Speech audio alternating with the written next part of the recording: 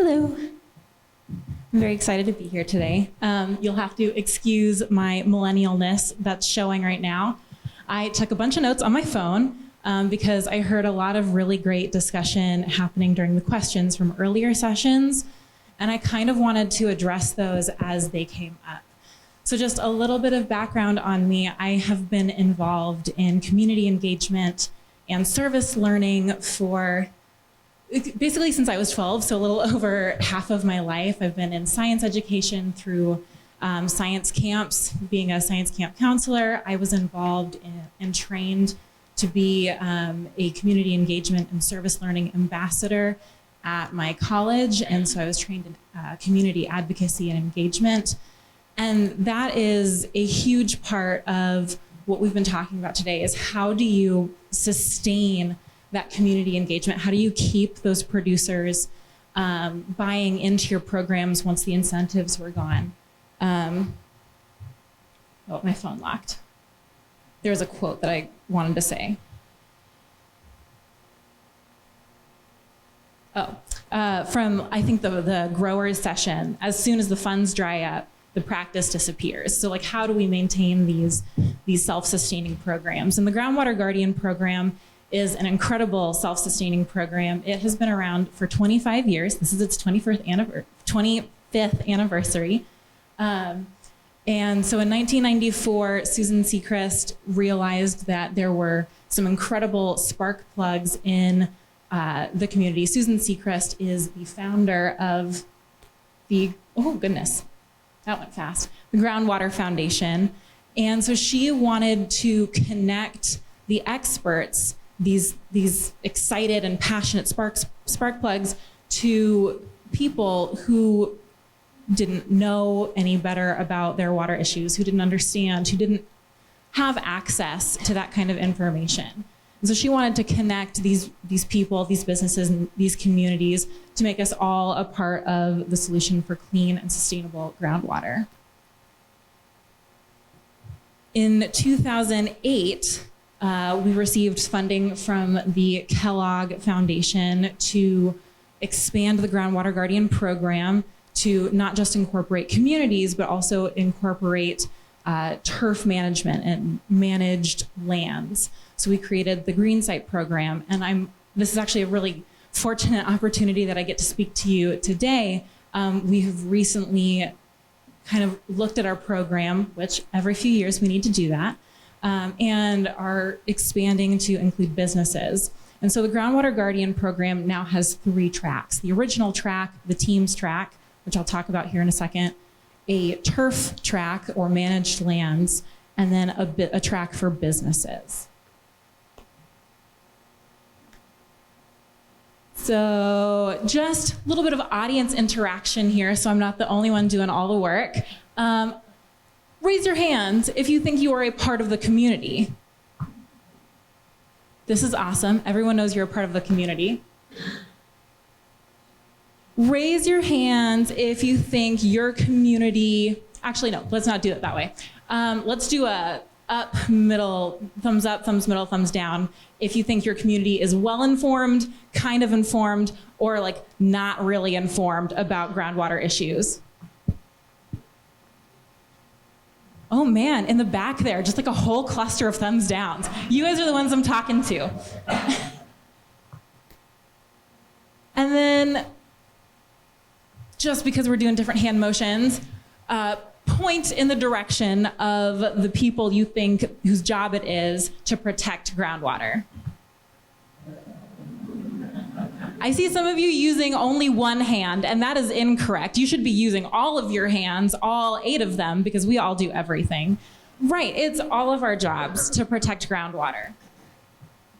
And so that is really the origin of the Groundwater Guardian program, is Groundwater Guardian for teams. How are we getting people engaged? How are we getting people excited about this resource? So the new/old, it hasn't changed very much, but the new Groundwater Guardian for Teams program is primarily targeting communities and individuals. So this could be government agencies or city utilities or Girl Scout troops or after school clubs, just a concerned bunch of citizens who want some extra responsibility. You know, there are so many of those. But the TEAMS program provides a framework for local action. It provides some ideas. It also provides recognition, some motivation, and results in reporting. And reporting is super, super important. I come at this with a scientific background. I did study biology and environmental science in school, but primarily I come at it from a community advocacy background. So the communities are not gonna wait for 5 years. Somebody said that in one of the earlier sessions, is it's really, really hard to help people stay into a program if they're not gonna see results for 5 years. So this self-reporting forces them to be introspective for this one aspect of their lives and forces them to track and then visualize their improvement as they go along. So they can see improvement after just 1 year, after just 2 years. And then they can look back 5 years later and go, oh wow, that's where we started. So Groundwater Guardian for Teams, why should you do it? What is the benefit? What do you get out of it? Well, the Groundwater Guardian program itself is a national program. We have over 60 teams throughout the US who do all kinds of grassroots, volunteer, education and outreach initiatives. So you get a peer-to-peer network of motivated individuals who are trying new things, who are developing new mobile applications, who are planning new kinds of workshops. And so if you're looking to start a grassroots workshop here in Brazil on xeriscaping for urban communities, you know, get away from the yards and start planting pollinator gardens and all that kind of fun things. We have teams who are already doing that. We have teams who are also doing wellhead protection and zoning. We have teams who are doing groundwater festivals. One of our favorite teams, all of our teams are our favorite teams, but one of our teams is in Grand Island and they host the Children's Groundwater Festival. And so many of our Nebraska Groundwater Guardian teams, like the Nebraska Water Center, participates in that. Also, we all like to save money. Proactive approaches help us save money. It's easier to spend a little bit more up front than it is to clean up. I think we all know that. The community approach. Your biggest audience that is gonna have the hardest time connecting to groundwater, because we're all in it every day, is the community. And so by reaching out to them, by engaging with them, by making it easier for them to access the kind of information that we get to experience here today, and you put that to them in a more fun, more interactive, very, very easy and less complex way, you're gonna have a much more powerful movement to protect groundwater. Our teams are locally focused. It is a national program, but we do encourage creativity, fun, flexibility, and prioritization of local groundwater concerns. You get long-term motivation from us, from the other teams cheering you on. And then there's a bunch of education and growth opportunities through exclusive access to learning conferences, webinars, some of the Groundwater Foundation's educational tools. We do a lot of classroom things. So if you're looking to get into the classroom, this is not the venue that I'm going to share that information, but come talk to me later. I'd love to talk your ear off about that. So ways that some Groundwater Guardians for teams protect groundwater is pharmaceutical take-back programs. In Nebraska, the Nebraska Pharmaceutical Association does meds, which is pretty much every Walgreens in the state, plus a bunch of other pharmacies, takes back medications every day. How many of you knew that?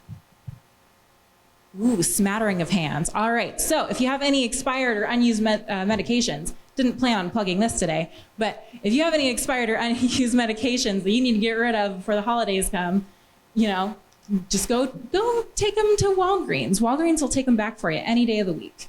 Or there's more pharmacies on the meds website. private well testing events. I know here in the Brazil area, especially after the disastrous spring floods, Brazil offered free groundwater testing or free well testing for private wells in the area. A lot of our teams do annual well testing events so that their residents are encouraged to take ownership over their wells and know, one, where their wells are, two, it forces them to look at their wells and actually inspect them once a year like they should. And three, it empowers them. It says, okay, I've done this thing. I know where my levels are. And again, going back to that self-reporting, it lets the citizen, the community person who knows literally nothing else about groundwater, except for maybe that's where the water comes that they drink from the tap, it helps empower them to engage with the resource. And then install rain gardens. Rain gardens are just awesome. They're good for the environment. They're fun to walk through. They're fun to look at, and providing educational plaques for the community. Just really easy information. And then educating and engaging the next generation. Again, a lot of our Groundwater Guardians teams do youth education programming. This is where we get the future you guys. This is where we find the next water professionals. So like I said, in 2008, the Kellogg Foundation allowed us to expand the Groundwater Guardian into something called green sites. Now it is called Groundwater Guardian for Turf. The goal is to provide education, recognition, and public outreach for managed lands. So going beyond just education and outreach, which is very, very nice for those who are able to do that. But what about for golf courses? What about for hotels that have managed properties? How do they receive this kind of recognition for doing due diligence and managing their resources properly? All right. Another fun Q&A. Again, making you guys do some work here. Raise your hand if your community has green spaces. Some of you guys are raising your hand. The ones who aren't, I think, are lying. Does your business or school have turf grass? Raise your hand. All right, several hands. Yes, yes. Do you know how it's managed? Thumbs up, thumbs down. Kind of in the middle? Ooh, okay, a bunch more thumbs down, a couple of thumbs up from people who actually do the managing, which is great. We hope that's the case. So the Groundwater Guardian for Turf program is another really incredible turf self-reporting, self-reflecting opportunity. So it's made for green spaces. We've tried to make it work for other things over the past, but really like golf courses, office and educational campuses, ball fields, natural areas. That's kind of what it's really, really made for. There is an annual application and reporting where they report their water use, their chemical use, contaminant source management, and their education efforts. All the information is confidential, but it's all scored, and if they receive a score of 70 or above, then they earn their Groundwater Guardian green site or turf designation. One thing I guess I forgot to mention before, Groundwater Guardians do have to complete certain activities, and if they complete that activity, like hosting a groundwater festival or speaking at a conference, then they earn their Groundwater Guardian designation. But for this, because we wanted it a little bit more quantitative, again, it's not accredited by other things, it's purely self-reflective. This is a designation, this is a way for managers to really look at their properties, look at their practices, and see if they're making the best use, both for economics and for the environment.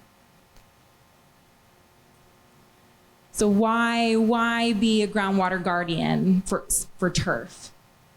Well, it's an educational opportunity. A random person comes to the Upper Big Blue NRD building and wonders why they have a little green badge on their door. They get to talk about it. They get to say, I've saved so many gallons of fertilizer and this much money over the course of these 5 years. And that's why I am a Groundwater Guardian green site. It's also an educational opportunity for those of you who have green spaces in your community or in your business, but don't know how they're managed. You are encouraged to talk to your manager and learn so that you can become an ambassador for that green site to your friends, to your family, to your kids, who are then going to parrot it to all of their little friends at school. Kids are just sponges. You want to fill them full of good environmental habits, and then they can go out into the world. Again, talking about self-evaluation, but also recognition. So the recognition is incredibly important here. Again, for Groundwater Guardian, for turf, and for teams, they receive recognition just by having the signs on their property, and also by the public press releases that we send out to their local media contacts. Those press releases, that signage, that allows them to earn extra points on grants, which has happened for several teams. It allows them to apply for other kinds of recognition. So it helps them build their credibility. It's also a small time investment. It's a once-a-year application, so why not? That's how we got them. We made them do it once, and the rest of the time they're just like, oh, we've already done this. And then best of all, it's self-sustaining. It's sustained. Once these people know what they're doing, once they see and reflect on their resources and what they've tracked, they're committed. It's such a small time commitment. It's such a huge outcome between the publicity and the self-reporting. They're just like, okay, why not? So I think this is maybe the past 5 years, our Groundwater Guardian for turf communities across the US, I think we have between 80 and 100. I don't actually know that number because it kind of varies from year to year, but they've reduced fertilizer by nearly 1 million pounds. They've saved nearly 500 million gallons of water. Water and fertilizer are money. We've talked about this today. They manage potential sources of contamination. So I just had a Wellhead Protection Network meeting last week up at Valley, and we were talking about emergency management and contingency planning, and that's one of the steps to getting a Wellhead Protection Network plan in place. Well, so is getting a contaminant source inventory, and so this is one way that some green sites utilize this. This is their way to make sure that they've done their contaminant source inventory so that they can apply for Wellhead Protection Network or Wellhead Protection funding in their state. And then using native and lower input plants and turf varieties. And then fun little, can't have green without blue, little in your face kind of. And then this is the one I'm very excited about because this allows us to expand even more. So in 2018, the Groundwater Foundation merged with the National Groundwater Association's Foundation for Education, and that really allowed us a lot of flexibility to take our amazing teams and communities programs and turf programs and expand it to even more people in the form of businesses. So it could be independent businesses, it could be branches. One of our Groundwater Guardian teams is a Cargill facility, but they've been making it work. But I think this business program is going to make it work better for them. So it's all about making other people's lives less complicated. I think it was Rich who said that the goal is to make farmers' lives less complex. The more complex it is, the less sustainable it's going to be. They're going to lose interest once the incentives go away. So we're aiming to make this so much easier for businesses to earn a Groundwater Guardian designation and all of the things that come with it. So it could be educational opportunities for employees, for management. It could be actually the employees going out and doing the education and outreach. But this way, the employees have a lot more power. They're already doing it at work. So why be a groundwater guardian for business? Again, educational opportunities for employees and for management, networking opportunities. A lot of these things are similar to the teams because they're all modeled off of each other. Local and national recognition, positive publicity and community collaboration, small time investment. But this last one here, foster youth interest in groundwater industry careers. I think there's a statistic that, and somebody please correct me if I'm wrong, but there's gonna be a deficit in like 2025, like some 800,000 groundwater industry careers across the US are just gonna be open and vacant. There's nobody to fill them. So a big push from the National Groundwater Association and a big push for us is to help motivate kids to get excited about groundwater. Out of sight, out of mind, and we're trying to put it into their mind.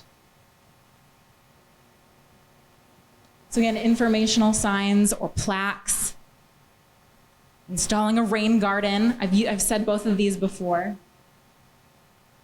Encourage participation in citizen science efforts. She really set me up well for that one.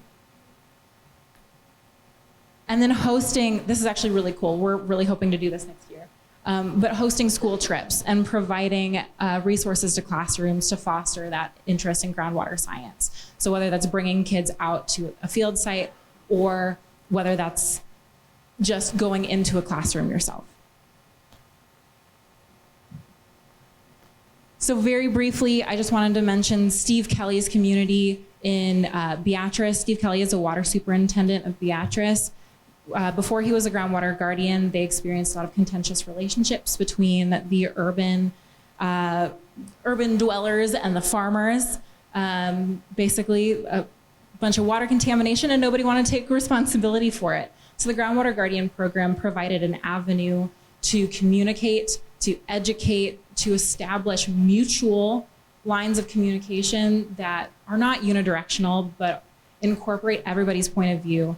And they have mended fences, and the water center regularly comes down and provides new fun tools that the farmers and the city residents can play with.